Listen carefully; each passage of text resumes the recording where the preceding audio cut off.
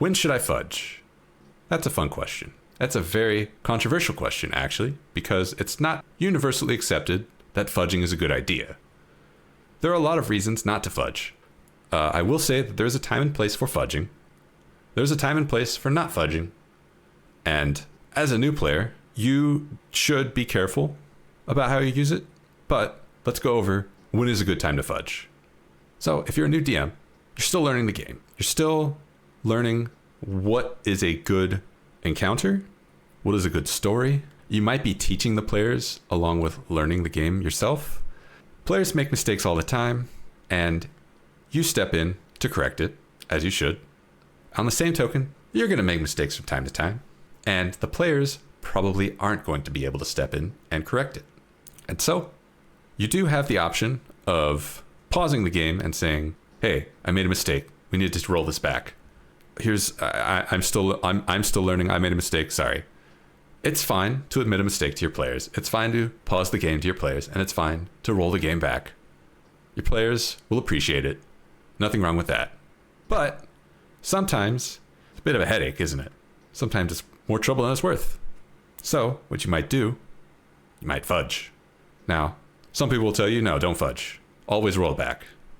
You'll have to decide that yourself. But if you put the players in a situation that they shouldn't be in, and you're asking them to make rolls that they shouldn't be making, it's okay. And they make rolls, and those rolls are going south. It's okay to make those rolls actually go north just to get the game back on track. It's okay if the players should have been able to pick that lock. They should have been able to go into that next room and bypass this fight. But you made a mistake. We all make mistakes. We're all human.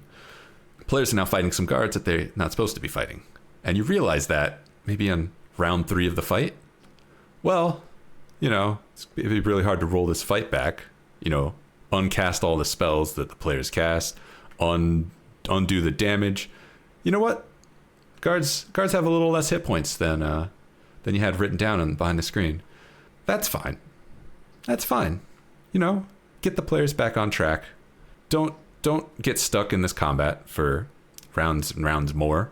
That we realize shouldn't have happened in the first place. Another situation that you might find, new players, they're still learning the game, and they're bound to make mistakes, and their mistakes may boil to a head, and those mistakes may cost the game. For a lot of us, especially veterans, that's fine. Make mistake, suffer, campaign over. That's just how this game works. That's still fun. But that's not for everyone. Some players aren't ready for the game to end yet, especially new players. So you might be tempted if they make a series of mistakes and then they end up face to face with something they shouldn't be fighting, or maybe the ceiling is starting to collapse on them and they don't have an escape path. You might be tempted to water down those consequences through fudging. You might want to give that ogre a sickness so that they're not as strong. You might add a little secret tunnel so that the players can take it to escape the falling ceiling. They made a lot of mistakes, and they, by all rights, should be dead, but they're not. They got away with it. And the thing is, that keeps the game going. That keeps the players having fun. It has a risk if you do that. If you pull punches, players may start to think that making mistakes is actually good. Making mistakes is the way to play this game. You may find that play style is not as enjoyable for you as a DM. So if you fudge in favor of the players, you are encouraging the behavior that made the players need to fudge on your behalf in the first place. Sometimes that's the way it is. And you can manage that if you are putting the players in a situation where they realize that they made a mistake and they got lucky, that they didn't escape consequences because that's just how the game is, that they really should have died. That does mitigate the risk of fudging, but at some point that gets less and less advisable for a new player to do. It gets less and less advisable for a veteran DM to do. At some point, it's a risky thing, and you should just treat it with care, and you should use it sparingly, just because there's a chance for it to blow up in your face every time.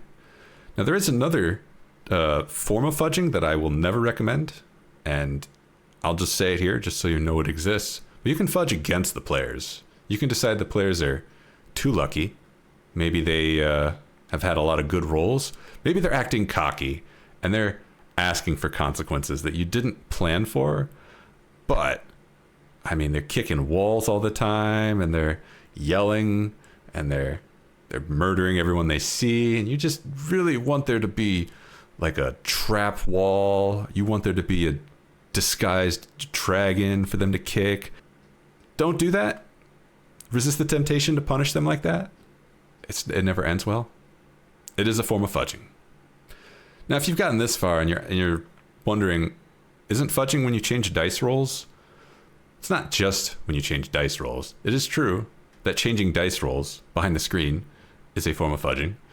Fudging is any situation when you as the dungeon master change the outcome of a choice, consequence, or effect other than what you had planned. And to be clear, that is something where if you've planned something out, if you're like, all right, when the players knock on this door, I'm going to roll a d20. And if it's an 11 or higher, X happens.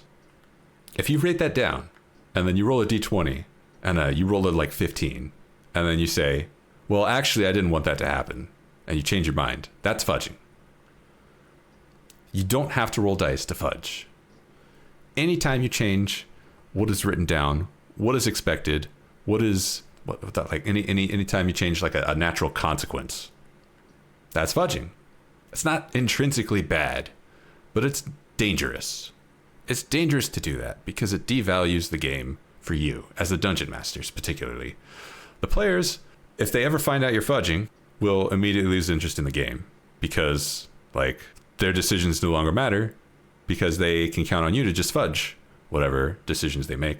You should never reveal to your players that you're fudging. But the players don't know what you have planned, hopefully. The players are unaware that you have written down behind the screen that if they roll a d8 and they get an 8, something happens. Players shouldn't know that. So if you change it, you're the only one who knows. And there carries a risk, if you are changing consequences, that what you write down stops mattering to you. And that could have an impact on your enjoyment of the game, on seeing what happens, you know?